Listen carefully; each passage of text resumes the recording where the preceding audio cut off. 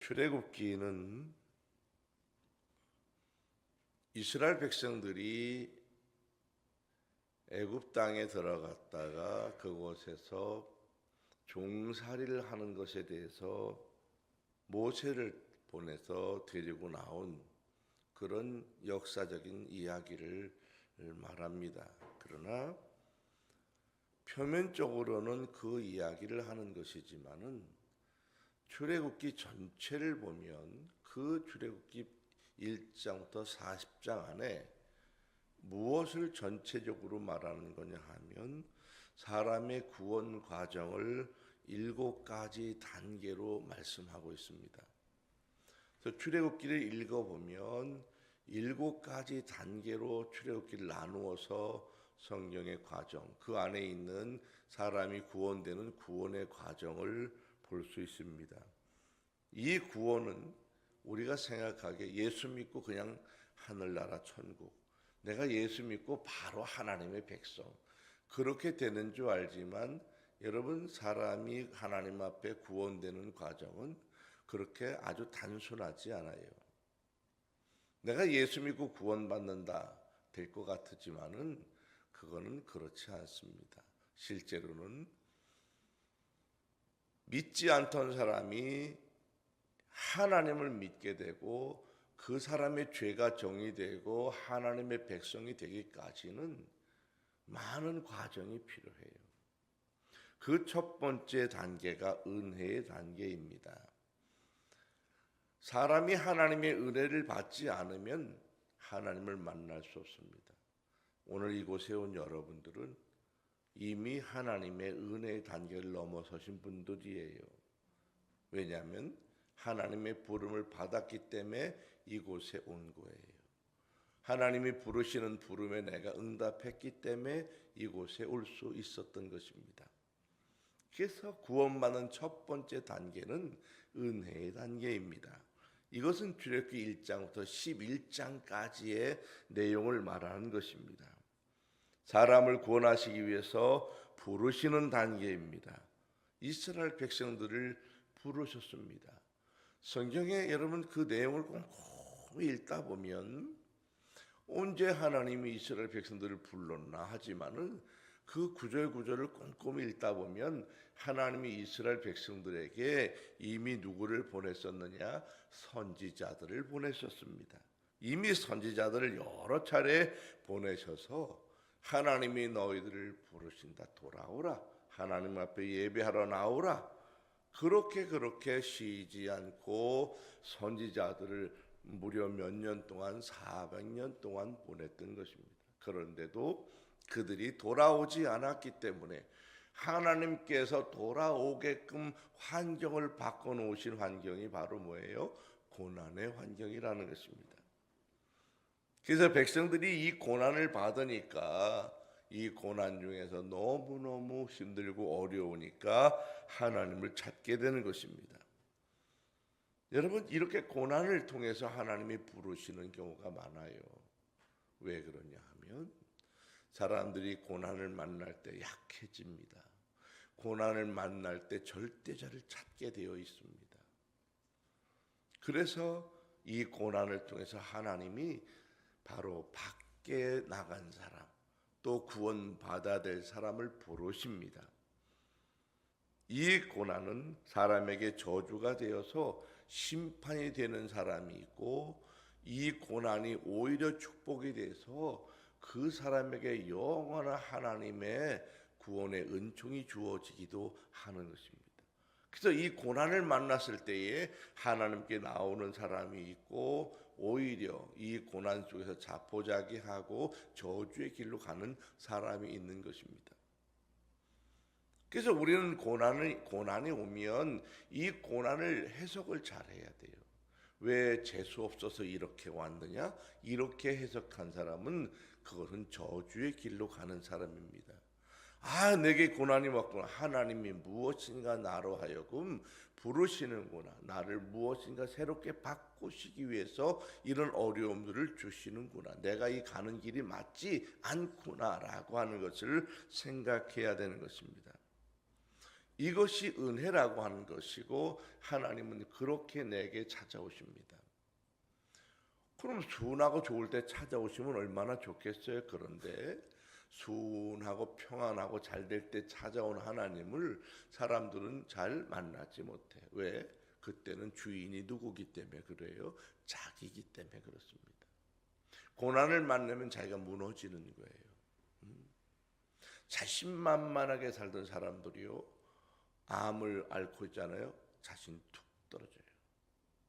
사업을 빵빵하게 하던 사람이요, 폭삭 망하잖아요. 뚝 떨어져요.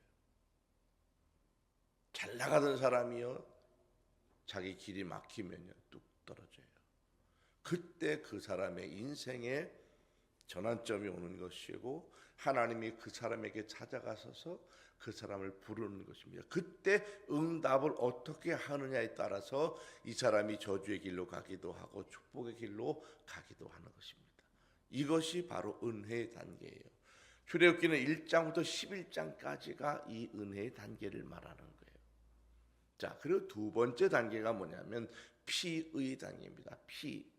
이것은 출애굽기 12장 한 장에 딱 나오는 거예요. 이 12장은 유월절에 관한 이야기를 하는 것인데 하나님이 불렀어요. 사람을 불러서 응답하고 나왔어요. 응답을 안 하고 안 나온 사람은 따질 필요가 없어요. 왜? 이 사람은 어디로 갔어요? 저주의 길로 갔기 때문에 버려진 거예요. 하나님께서 그냥 버려진 거예요. 하나님께.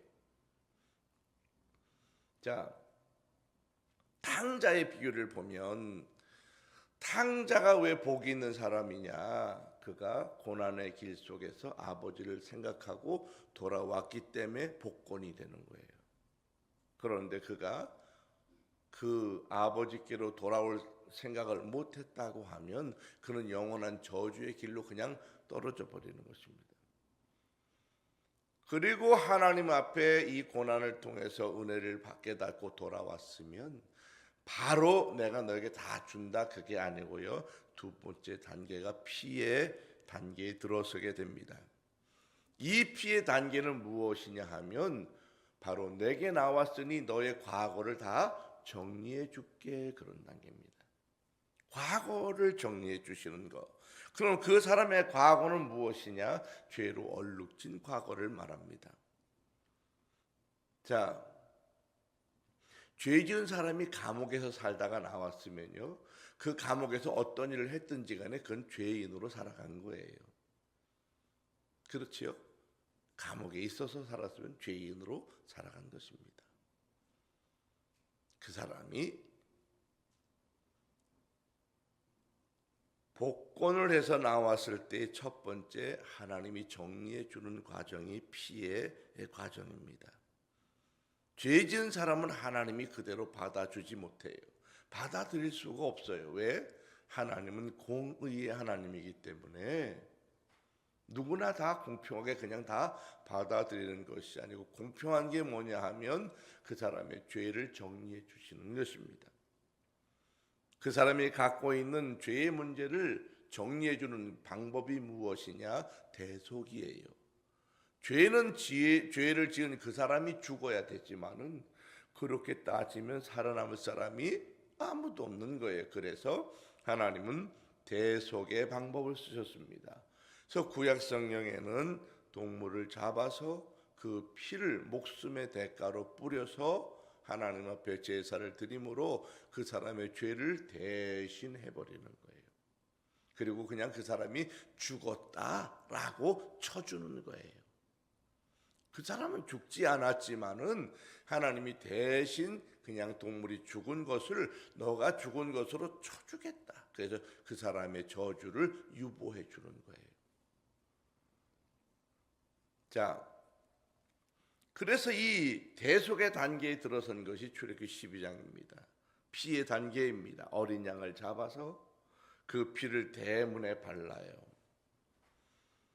이것은 바로 죽음의 사자가 집집마다 저주를 퍼부어 갔을 때, 그 죄의 대가를 치르러 갔을 때 피가 발라진 것을 보고, 아, 이 집은 바로 죄에 대해서 대가를 치렀구나 라고 하는 표시를 밖으로 했기 때문에 그 집은 넘어가는, 저주가 넘어가는 것입니다.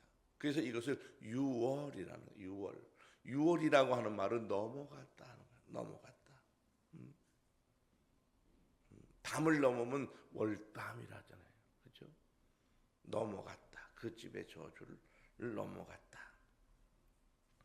죄의 대가를 따라서 양이 대신 죽음으로 갚아버렸습니다. 이것을 대속이라고 말합니다. 여러분, 구원이라고 하는 것은 그냥 일어나는 게 아니에요. 그냥 대가 없이, 여러분, 우리가 이것을 알아야 돼요. 우리가 예수 믿는 데 있어서 구원의 대가가 우리에게 어떤 대가를 요구하지 않아요. 하나님이 너가 네 죄를 용서해 줄 건데 너는 뭘 낼 거냐, 이런 대가를 요구하지 않아요. 그냥 네가 믿으면 그걸로 좋게. 사람들은 그런데 이것이 너무나 쉬운 거야. 그러니까 아무 대가가 없는 것처럼 생각하는 거예요. 그러나 내가 너를 구원해 줄게라고 하는 그 언약 속에는 대신 죽은 사람이 있는 거예요. 구약 성경에서는 동물이 대신 죽은 것이고, 신약에 와서는 하나님의 아들 예수님이 그 사람의 죄 때문에 대신 죽어준 것입니다.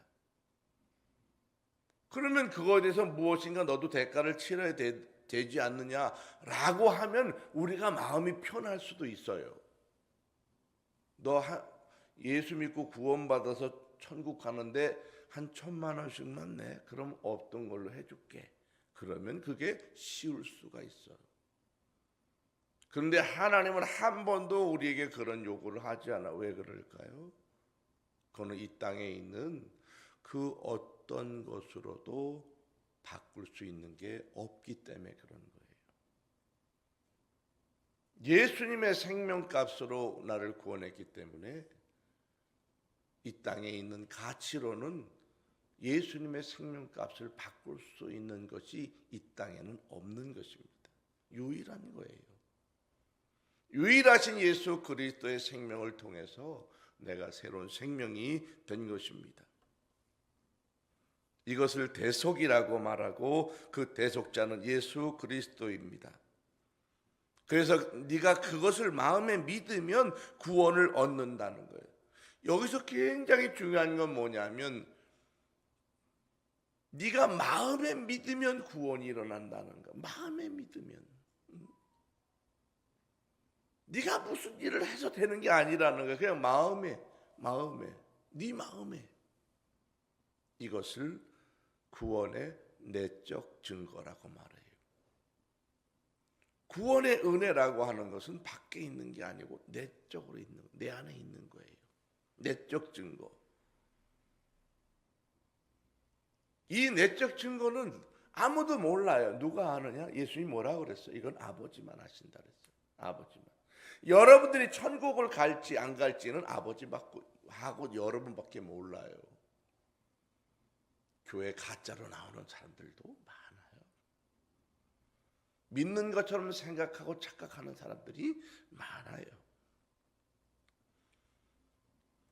많은 사람들이 이 내적 증거가 없는 경우가 많아요. 이런 분들은 어떤 분들이냐 하면 어떤 문제가 있으면 교회를 떠나는 사람들, 어떤 싸움이 있으면 교회를 떠나는 사람들, 믿는다고 교회에 왔지만은 시험 들었다고 떠나는 사람은 내적 증거가 없는 사람이에요. 내적 증거가 분명한 사람은 떠나지 않아요. 싸움을 해도 그곳에 있지. 내적 증거가 정확하지 않은 사람, 자기 안에 내적 증거가 분명하지 않은 사람은요, 확신이 없기 때문에 여러분 떠나는 것입니다. 하나님이 사람의 구원을 사람에게 맡겨놓은 것입니다. 그 사람은 예수 그리스도입니다. 여러분의 죄 때문에 예수님이 여러분 대신 죽은 것이 십자가 사건이고, 출애굽기 12장에서 양이 그 사람, 그 가족의 식구들 대신 죽어서 죄가 정리되는 거예요. 거기 보면 뼈를 꺾지 않아요. 12장에 보면. 왜 꺾지 않느냐? 예수님이 십자가에 돌아가셨을 때에 예수님의 뼈를 꺾지 않아요. 원래는 십자가에 처형하면요, 마지막에 죽었나 안 죽었나 마지막 확인이 뭐냐면 뼈를 꺾어버리는 거예요. 그래서 죽은 채 하면 악 소리가 나게 돼 있어요. 뼈가 꺾이기 때문에. 그런데 성경에 보면 예수님의 뼈는 꺾지 않았다. 왜?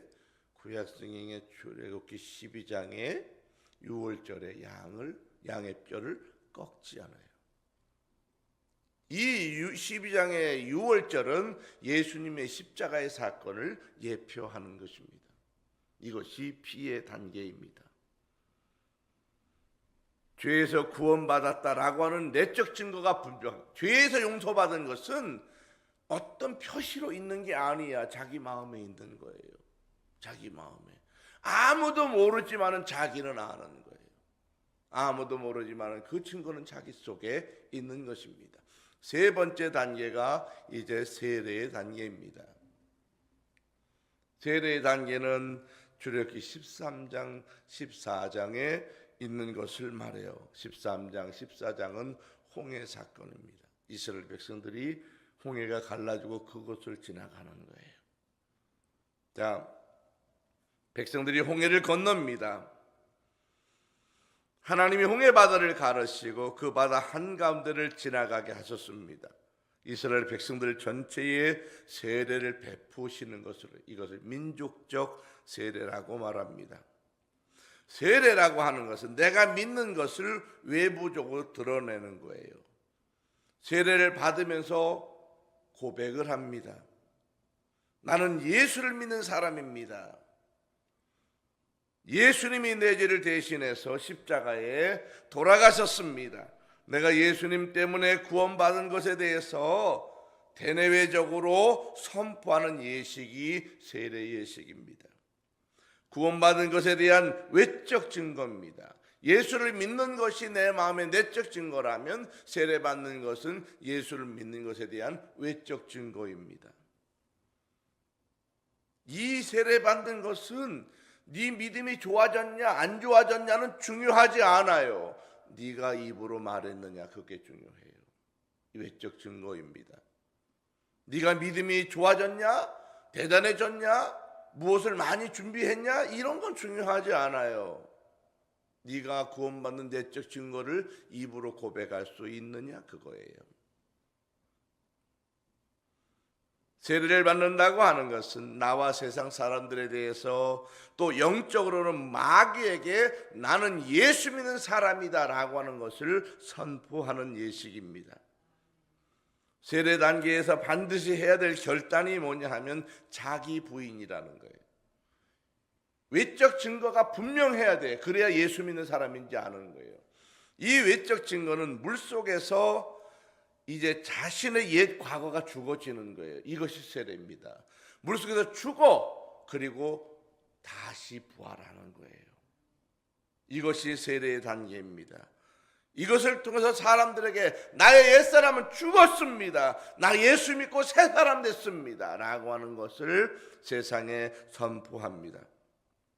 철저하게 자신은 죽는 것 이것을 고백해야 됩니다. 내가 죽었다고 하는 것은 무엇으로 외적인 증거를 낼 거냐는 거. 입으로 말했다고요? 그런 표시이고요. 정확하게 내가 죽었다고 말하는 것은 바로 주권을 내가 이양했습니다 라고 하는 것을 표시하는 거예요. 주권 이양이에요. 세상은 내가 사는 것이 아니고 내 안에 계신 주님이 살게 하시는 것입니다. 이것이 자기 부인이라는 거예요. 모든 사람의 주권자이시고 주인이신 주님이 나의 주권자가 되셨습니다. 주님만이 나의 주인이 되십니다. 이것이 자기 부인이 된 것이고요. 자기 부인이 된 사람은 성부와 성자와 성령을 고백하는 거예요. 성부 하나님을 고백한다는 것은 무엇이냐면 자신의 첫 것을 하나님 앞에 드리는 거예요. 첫 것이 뭐냐? 첫 시간을 내가 드리는 거예요. 내가 일어나서 첫 시간을 드리는, 새벽 기도를 하든 내 경건의 시간을 하든 말씀을 읽든 첫 시간을 하나님 앞에 내가 첫 것을 드리는 거예요. 첫날을 드리는 거예요. 첫날 월상 예배를 드리는 거예요. 또 첫 것, 나의 제일 첫 것, 그게 11조를 드리는 거예요. 첫 것을 드리는 것입니다. 첫 시간을 드리고 첫 날을 드리고 첫 물질을 드리고 또 첫 자녀를 드리는 거예요. 우리 집안의 첫 자녀는 하나님의 것입니다 라고 그 자녀의 이름으로 하나님 앞에 예물을 드리는, 그 자녀를 드려버리면 주의 종이 될 거 아니에요. 근데 주의 종이 안 되면 어떡할 거예요? 그래서 그 자녀의 이름으로 하나님 앞에 나의 첫 자녀의 예물을 드립니다. 생명값으로 드리는 거예요. 이것이 바로 성부 하나님을 고백하는 것이고, 바로 내가 자기 부인을 했다는 거예요. 내 겁니다. 아니요, 이건 주님 겁니다. 이것이 자기 부인이에요. 성부 하나님을 그렇게 고백했다면 성자 예수 그리스도에 대해서 이제 고백해야 되는데, 그 성자 예수 그리스도를 믿는다고 하는 것은 무엇을 말하는 거냐? 무교조를 지킨다는 거. 무교라는 게 뭐예요? 발효되지 않았다는 거예요. 발효되지 않았다, 부풀지 않았다, 오염되지 않았다. 이 땅에서 오염되지 않은 것은 예수 그리스도밖에 없는 거예요. 그래서 내가 예수님을 따라 살아가겠다고 결단하는 거예요. 예수님의 모습과 예수님의 풍성과 예수님의 말씀을 따라서 내가 살아가겠다고 결단하는 것, 이것이 바로 자기 부인입니다. 그래서 내가 예수 믿는 성품이 나와야 돼요. 예수 믿는 사람이 나와야 돼요.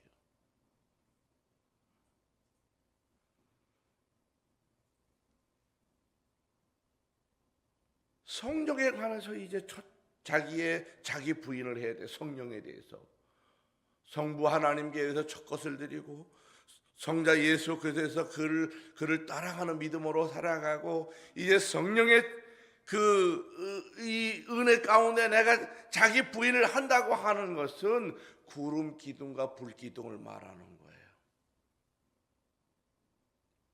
세상을 살아가면서 내가 그 성령의 인도하심을 따라간다는 거예요.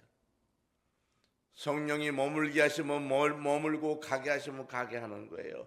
내 주권과 내 생각, 내가 이렇게 가겠습니다, 저렇게 가겠습니다가 아니고, 하나님의 성령이 가게 하시면 가고 서게 하시면 서고 하는 것을 말합니다. 이것은 뜨거운 기도 생활을 말합니다. 하나님의 성령의 은혜 가운데 인도하심을 따라서 하나님의 음성을 듣고 따라가는 것, 이것이 바로 자기 부인입니다. 여러분, 기도를 이상하게 하는 분들이 참 많아요. 기도를 세게 한다는 분 들어보면 하나님 이곳에 와서 역사하십시오 막 이렇게 요구해요. 아니 지가 뭔데 하나님을 이래라 저래라 해요? 그게 아니에요. 그건 아주 잘못된 기도를 말하는 것입니다. 하나님은 또 순진해서 역사하라면 또 역사하셔. 그런데 계속되지 않는다는 걸 알아야 돼요. 하나님 인격을 갖고 있기 때문에 그렇게 요구한 사람의 기도를 들어주시기도 하지만은, 그것은 여러분 구원받은 백성이 할 기도는 아닌 거예요. 하나님의 뜻이 어디에 있습니까? 내가 하나님의 뜻대로 가겠습니다. 저는 이 시대에 교회의 주의 종들에 관해서 굉장히 많은 걱정을 해요. 요즘 우리 노예의 새로운 목회자들이 계속 새롭게 바뀌고 있습니다. 은퇴를 하시고 새로운 목사님들이 오시게 되는데, 이분들을 검증해요. 학문을 얼마나 했느냐, 공부를 어디까지 했느냐, 너는 배경이 무엇이냐, 얼마나 설교를 잘하느냐, 이런 것들을 가지고 막 평가하고 설교를 아주 멋들어지게 잘하니까 성도들이 투표해서 이분이 좋다고 그렇게 설정을 해서 선택을 해서 모셔와요.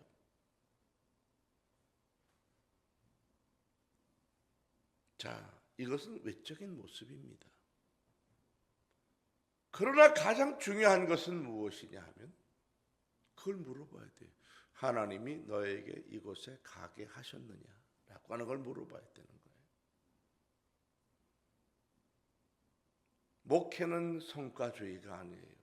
내가 얼마나 규모가 큰 교회를 했느냐, 몇 명을 모아서 목회를 했느냐, 내가 얼마나 과시적인 일을 했느냐, 이런 게 중요한 것이 아니라 주권자 되시는 주님이 너에게 하라고 하는 일을 했느냐, 그걸 물어봐야 되는 거예요.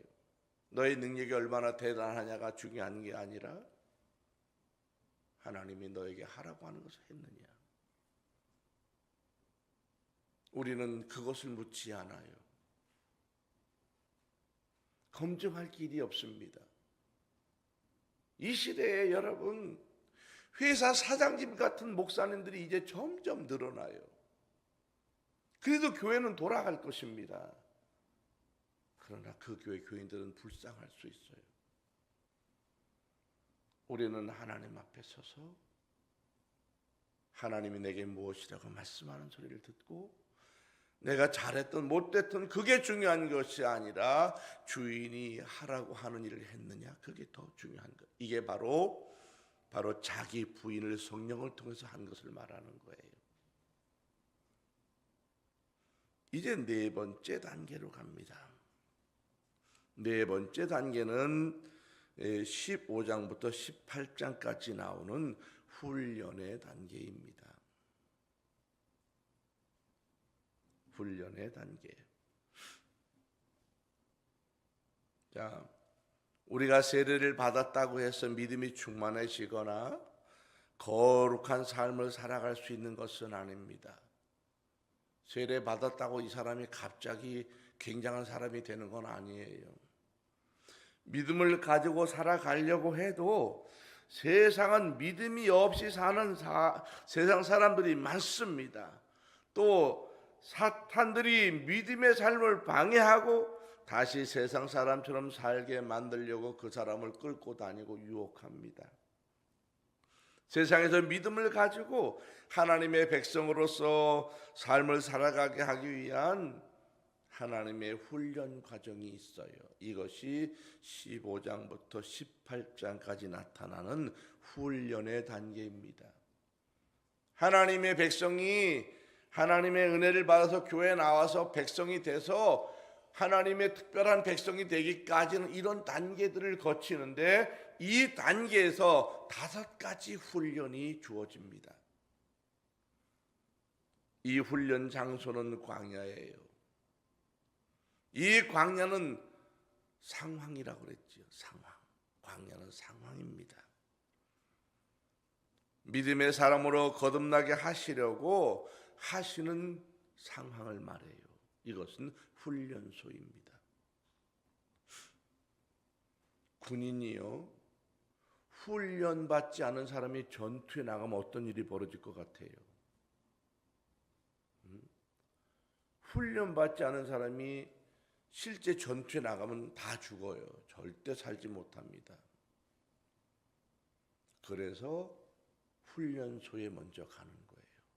가서 기초 훈련을 받아야 되는 거예요.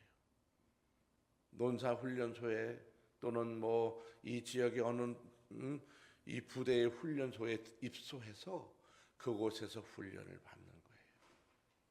이것처럼 광야라고 하는 것은 세상 사람 살아가는 세상에서 내가 하나님의 자녀다운 삶을 살아가게 하기 위한 5가지 중요한 환경을 우리에게 제공해요.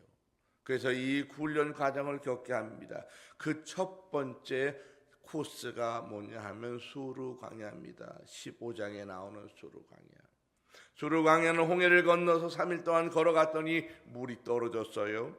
목이 타들어갑니다. 목이 말아요.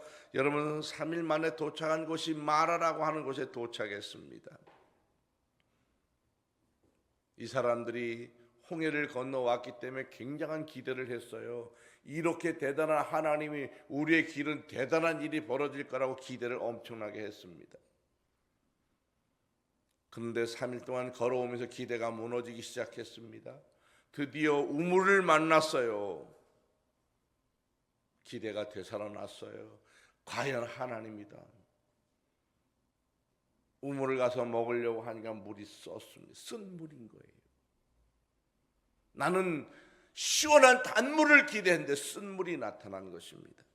내가 기획했고 계획했고 준비했고 열심히 잘했는데도 안 됐다는 거예요. 이게 상황이라는 거예요. 여러분, 그럴 수 있어요.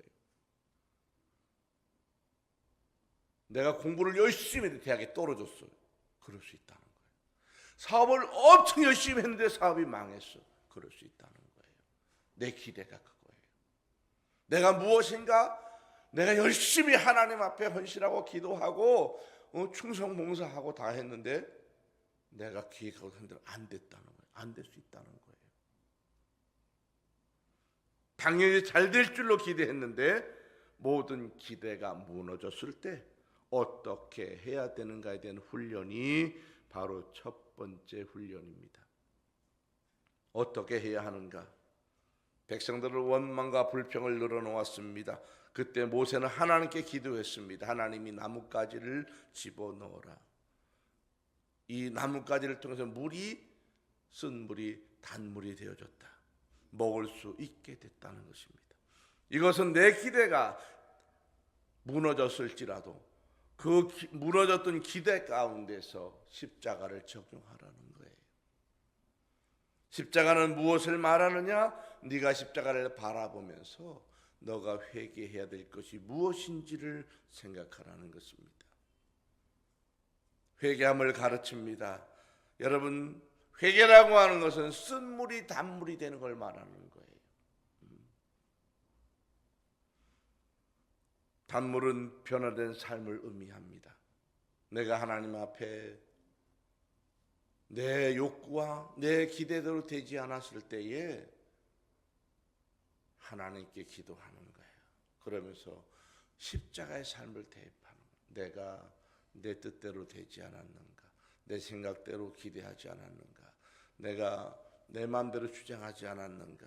십자가를 바라보면서 내가 하나님의 뜻대로 가지 못한 것이 나를 돌아보며 여러분, 내 안에 있는 쓰디쓴 것들을 자꾸 버려나가는 것, 십자가를 통해서 이것은 회개의 단계를 말하는 것입니다.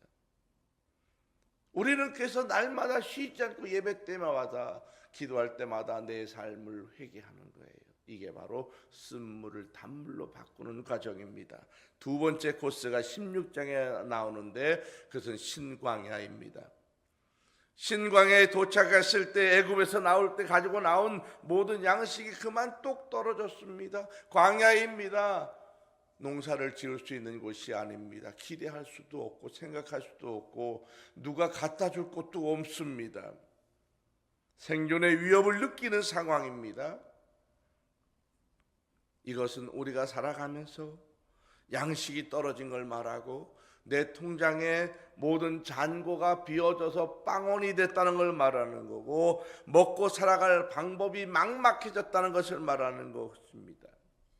백성들은 이 상황에 처하니까 또 원망과 불평을 늘어놓았습니다. 하나님께서 이 백성들에게 하늘을 여시고 만나를 비같이 내려주셨다. 이 만나는 새벽마다 내립니다. 새벽에 와요. 아침 해가 뜨기 시작하면 만나는 모두 순식간에 녹아서 없어지는 거예요. 새벽에 오는 거예요. 왜 만나를 내려주셨을까? 이 만나는 광야 40년 동안 내렸습니다. 만나를 새벽에 나가서 거두기만 하면 됩니다. 얼마든지 거두어 가라는 거예요. 그런데 원칙이 뭐냐면 먹을 만큼 가져가라는 거예요. 욕심 부리지 말라는 거예요. 네가 욕심 부려도 그 욕심 부려서 놔둔 거는 썩어서 냄새나서 없어지는 것입니다. 먹을 만큼만 거두라는 것입니다. 왜? 쉬지 않고 내가 너에게 공급할 거니까. 그러나 안식일 전날에는 안식일에 먹을 수 있는 2배를 거둬라. 그래도 그때는 그 만나가 썩지 않았습니다. 이상하지 않아요? 평일날은 여러분 두기만 하면 그 다음 달 되기 전에 다 썩어서 냄새가 났는데 안식일은 안 썩어. 똑같은 만나인데 왜 가능할까? 여러분, 이것은 하나님께서 너의 먹고 사는 문제는 주관하신다는 거예요. 내가 하나님의 백성으로 살아갈 때 여러분 먹고 사는 문제 너무 근심하지 마세요. 하나님은 비같이 나에게 내리신다는 거예요. 내가 애쓰지 않아도 먹을 수 있도록 해주신다는 것입니다. 너가 신경 써야 될 건 뭐라는 거예요? 안식일이라는 거예요. 만나는 말씀을 의미합니다. 백성들이 먹어야 할 것은 성부 하나님의 말씀을 먹어야 살 수 있음을 말합니다. 새벽의 첫 시간에 하늘의 양식인 말씀을 먹으라는 거예요. 새벽의 첫 시간에 네가 말씀을 먹으라는 거예요. 여러분, 새벽에 무엇 때문에 분주하십니까? 저는 지금도 예전에 살던 아파트에 제가 새벽 3시에 예전에 새벽 교회로 늘 기도하러 갔어요. 이 교회 오기 전에 상가에서. 왜 4시부터 기도를 해야 되니까 3시면 나왔는데 제가 새벽에 3시에 나왔다 깜짝 놀란 두 사람을 봤어. 한 사람은 등산 장비를 갖추고 그 새벽에 아차산에 등산 가는 아줌마, 또 한 사람은 구리시 도매시장에 이 경매하러 가는 아저씨, 이 두 사람을 만나 신기하게 그 새벽 3시에. 경매하는 사람은 이해가 가요. 그 아줌마는 뭔가 그 새벽에 완전 군장처럼 갖추고 앞에 동산 올라가는데 스틱까지 준비해가지고 그 새벽에 왜 거길 갈까? 복이 없는 거예요. 내가 무엇에 바빠야 되는지 모르는 거예요. 그 새벽에 첫 시간에 무엇을 해야 되는지 모르는 거예요. 우리는 새벽에 첫 시간에 만나를 주신 이유가 뭐예요? 너의 첫 먹는 것은 말씀이라는 거예요. 일어났느냐? 말씀을 먹으라는 거예요. 그것으로 너의 양식이 되고 너의 첫 삶의 시작이 그 되라는 것입니다. 성도는 새벽이 중요합니다. 하루의 첫 시간을 말씀을 먹어서 시작하는 것입니다. 이 말씀이 하루 종일 계속 입술에 머물고 이것을 다윗은 읊조렸다라고 고백합니다. 마음에 머물러서 찬송이 되어야 합니다. 성도는 세상의 것으로 배불릴 수 없습니다. 하나님의 말씀을 통하여 영적인 배가 불러야 되는 것입니다. 이 말씀이 주일에까지 이어져서 예배의 자리까지 와서 그 하나님의 말씀이 내 심령을 주관할 때 그 사람에게 온전한 예배가 되는 것입니다. 세 번째 코스가 17장 전반부에 나오는데 르비딘 광야를 말해요. 르비딘 광야는 물이 떨어졌습니다. 마실 물이 없고 씻을 물이 없고 세탁할 물도 없고 짐승에게 먹일 물도 없고 생활 용수도 없습니다. 첫 번째 있었던 우물의 물은 쓴 물인데 이 르비딘 광에서 만난 물이 없다고 하는 것은 쓴 물조차도 없는 거야. 아예 그냥 쓴 물은 단물로 바꿀 수 있지만 물이 없는 건 바꿀 것도 없어요. 아예 없는 것입니다. 삶이 메말랐다는 거예요. 메말랐다는 거예요. 모세가 기도합니다. 하나님이 반석을 가르치며 치라. 그랬더니 이 반석이 쪼개지면서 그 안에서 생수가 터져나와서 시냇물처럼 철철철철 흘러서 그 메마른 심령 속에 생수가 먹여지고 흘러갔다는 것입니다. 모든 메마른 문제들이 다 해결되었습니다. 삶의 물이 떨어진 것은 성령의 역사의 문제를 말씀합니다. 내 삶이 너무나 건조해진 상태를 말해요. 성령의 역사 없이 살아가는 상태를 의미합니다. 내 삶이 메마릅니다. 예배를 드리지만 가슴이 메말랐습니다. 여러분, 가슴이 메말랐는지 내 심령이 건조했는지 어떻게 알 수 있을 것 같아요? 아주 간단한 증거가 있어요. 여러분 심령이 메말랐는지 안 메말랐는지 어떻게 알아요? 주일날 아침만 되면 알 수 있어요. 교회가 살짝 가기 싫어. 그럼 메마른 거예요. 근데 아침부터 빨리 교회를 가고 싶어 막 그냥. 그러면 그 사람에게 성령의 은혜가 있는 거예요. 아주 간단해요. 가기 싫어. 아유, 핑계거리가 없나? 이 생각이 들었다면 그 사람의 심령은 드라이한 거예요. 메마른 거예요. 성령의 역사 없이 살아가는 상태를 의미합니다.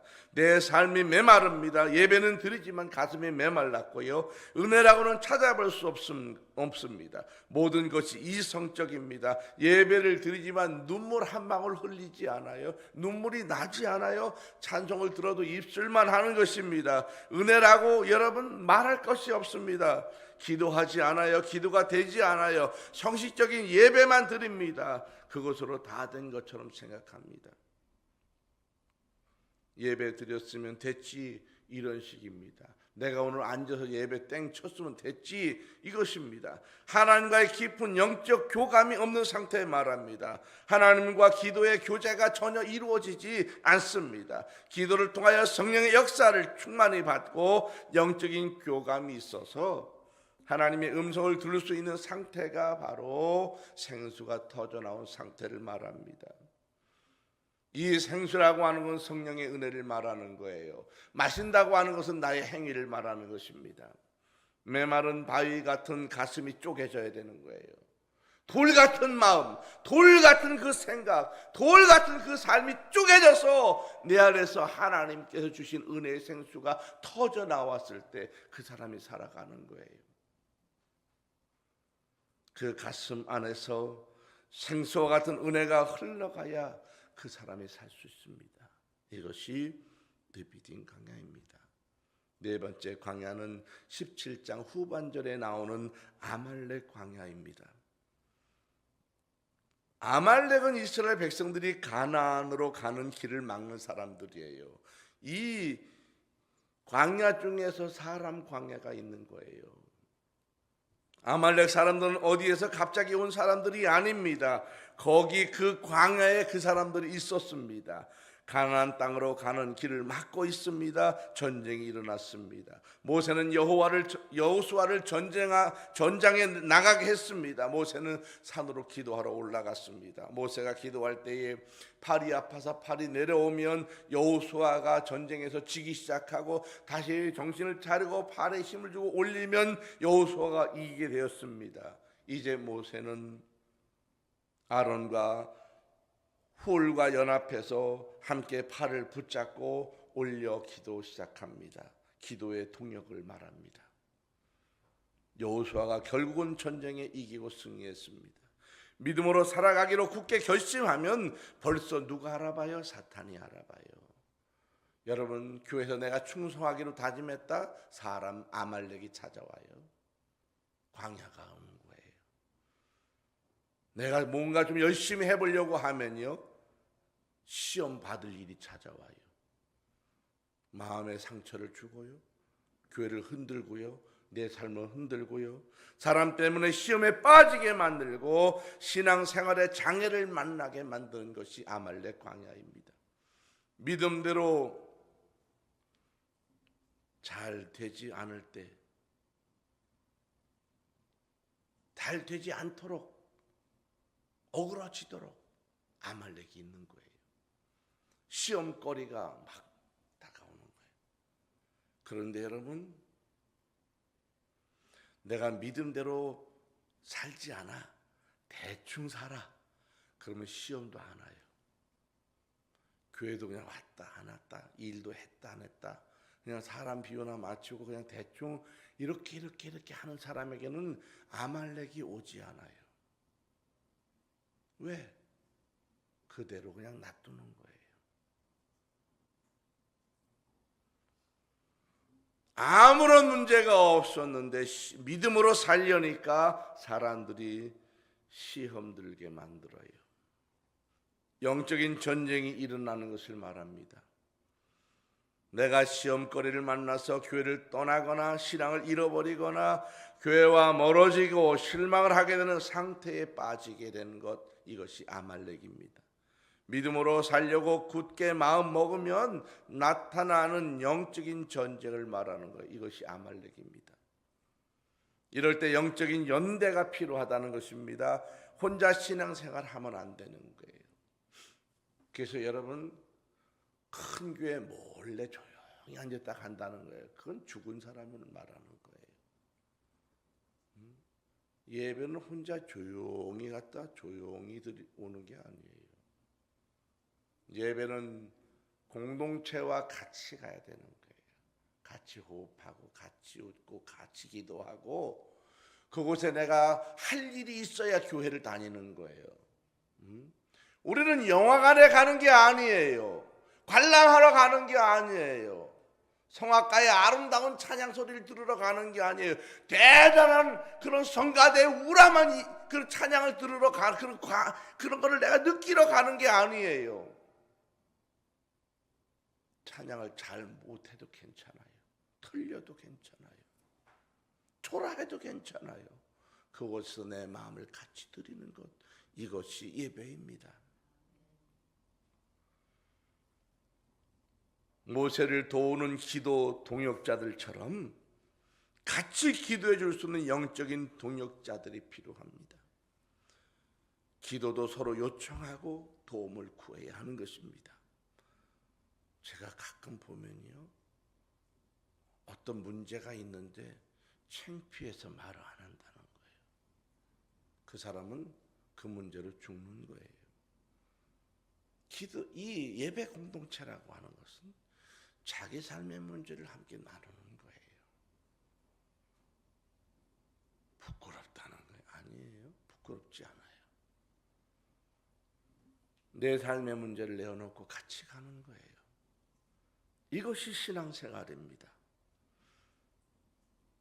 어려움과 문제를 이겨낼 수 있는 기도 동역자들이 있어야 돼요. 여러분에게 그런 사람 있습니까? 나를 위해서 기도해 주십시오. 나를 위해서 기도해 주십시오. 여러분 그 말을 하실 수 있습니까? 또 그런 요청을 받으셨습니까? 그게 중요해요. 신앙생활은 사람 때문에 어려움을 겪게 됩니다. 사탄들이 사람을 통해서 신앙생활을 방해합니다. 내가 믿음으로 살아가지 못하게 하고 넘어지게 만듭니다. 대충 신앙생활 하려고 한다고 하면 아말렉 전쟁은 일어나지 않아요. 아말렉 전쟁은 가나안 땅으로 가는 길목에 있는 거예요. 방해하는 것입니다. 이것은 어떻게 해요? 기도 연대를 통해서 뚫고 가는 거예요. 사탄의 문제예요? 혼자 못 이겨요. 같이 가야 합니다. 다섯 번째 코스가 출애굽기 18장의 시내 광야입니다. 오늘 본문이에요. 오늘 본문은 광야 훈련의 다섯 번째 이 현상입니다. 시내 광야예요. 시내 광야에 도착했을 때 모세의 장인 이드로가 찾아와요. 모세의 장인 이드로가 누구인지 정확하게 알 수 없습니다. 모세는 40살에 애굽에서 사람을 죽이고 살인죄가 이제 적용이 돼서 도망갔어요. 광야로 갔습니다. 죄인의 신분으로 도망갔습니다. 그곳에서 그를 보호해주고 숨겨준 사람이 이드로고 그 집에서 살게 한 사람이 이드로고 그 딸을 주어서 결혼하게 만들고 기거하게 만들고 삶을 살아가도록 여러분 했다는 거예요. 그 얘기는 그 이드로는 바로 모세의 뭐라는 거예요? 보호자이면서 영적 지도자였다는 거예요. 40년 동안 모세가 처가살이를 했어. 그래서 이 40년 동안 이 모세는 자기 재산이 한 개도 없었어요.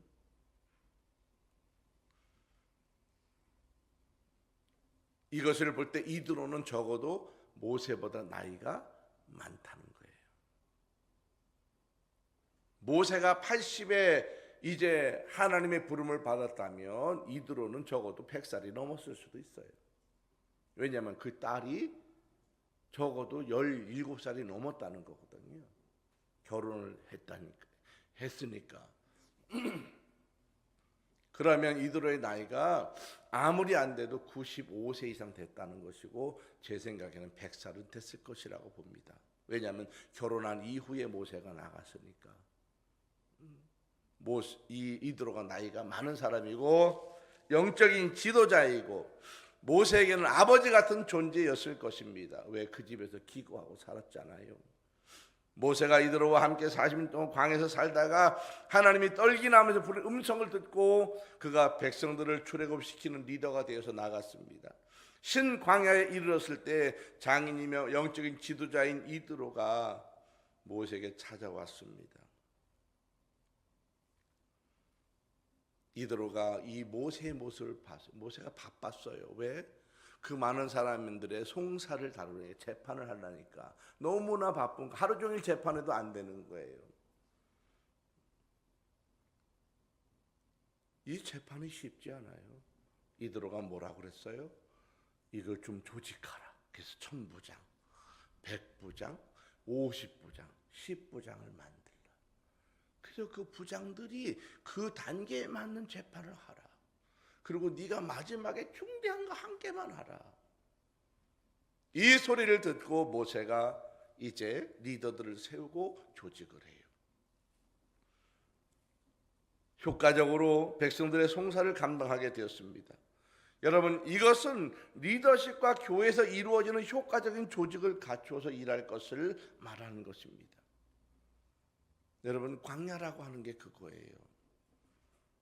내가 세상에 나가서 살아갈 때에 두 가지가 필요하다는 거예요. 리더십이 필요하고 조직이 필요하다는 거예요. 일 훈련하라는 거예요.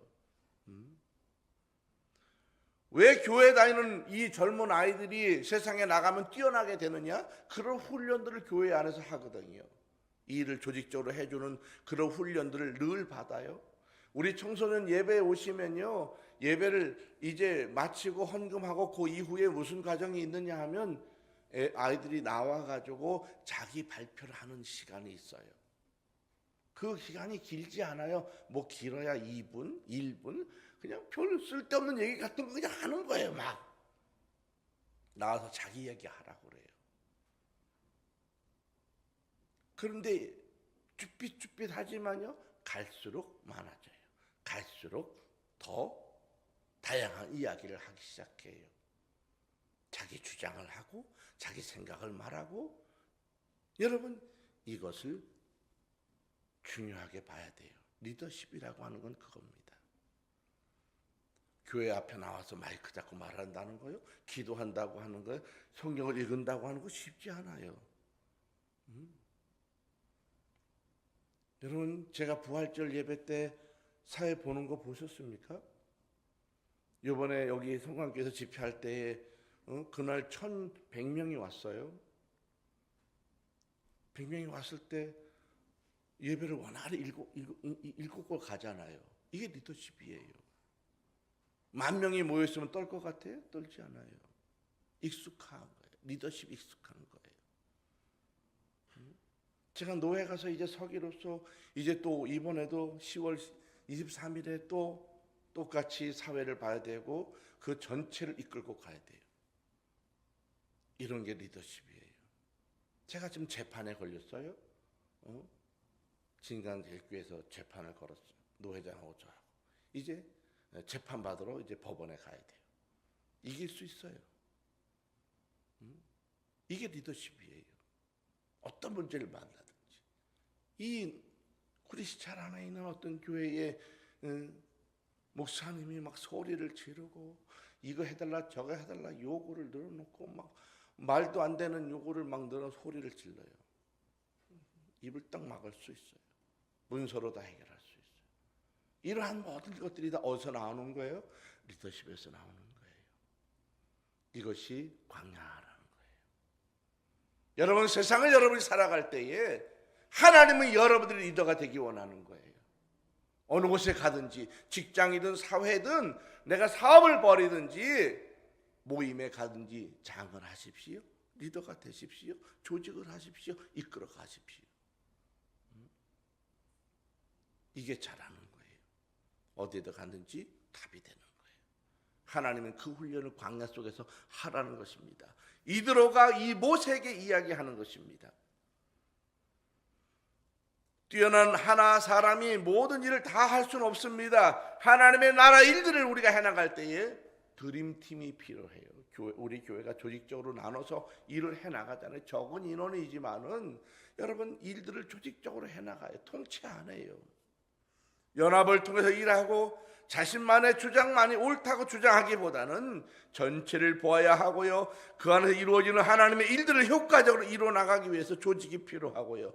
그 자리에 주어진 것에 대해서 책임을 감당해야 하고요. 최선을 다해서 짱짱한 연대를 해야 하는 것입니다. 하나님의 구원 사역을 이루기 위해서 여러분 리더십이 필요하다는, 이것이 바로 5대 광야 훈련이에요. 이 5대 광야 훈련은 바로 하나님이 구원에 가시는 과정 가운데 우리를 훈련하는 과정이에요. 여러분 대단하지 않아요? 하나님이 나를 세상의 리더로 세우기 위해서 이런 5대 광야 가운데 집어넣는다고요. 내가 예수 믿으면 그날부터 천국 가느냐?